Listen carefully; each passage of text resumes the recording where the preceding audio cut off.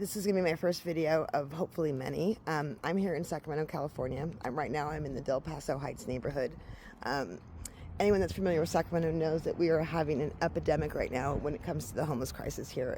It's absolutely something that is getting out of control, and I don't know really what we're going to do. So I kind of thought about it for a minute, and I thought to myself, what can one do? Can one person change something? I think maybe we can. So I've come up with a nonprofit organization that I have filed with the Secretary of State of California, and I've got my tax exemption and all that good stuff. It's called Empower the Vote, and what it is, it's basically educating and registering the homeless community to vote.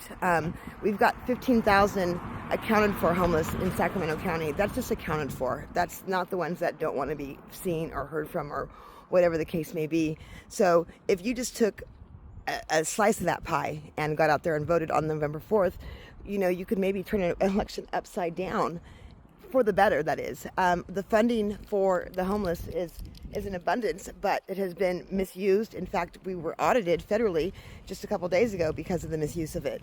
So I'm hoping to get that going, and getting people registered to vote, getting people out there to vote is going to be a whole nother issue. So I was thinking maybe buses or something. So hopefully we'll have some success with this. I'm going to go out and hit the pavement, as I call it, and I'm going to start going to the encampments. I've been kind of going to them for the whole summer and getting to know the people because, I don't want to be invasive and just pop in and, hey, with a clipboard looking all official. That's ridiculous. So for the last few months, I have literally been ingrained myself in the community, and I have found that, everybody has their story. Each individual has their own story.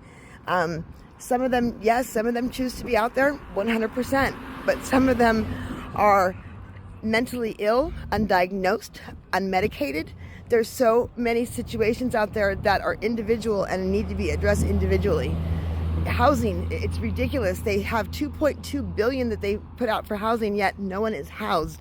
I was thinking in a utopia of my world, I would have one big area, kind of like where the old, I can't even think right now, where we had concerts. I'm sorry, I'm drawing a blank. But people in Sacramento, you know where I'm talking about. It's now the Golden One Center. But we took a place like that because it's been leveled. It's got the space, it's got the size where we could put dormitory housing, we could put family housing, we could allow them to keep their animals, because that's the big problem with the shelter. They will not allow people to bring in their animals. Well, everybody that I know out there has a dog. You have to have a dog. It's your only protection out there, especially the women. So let's see what happens.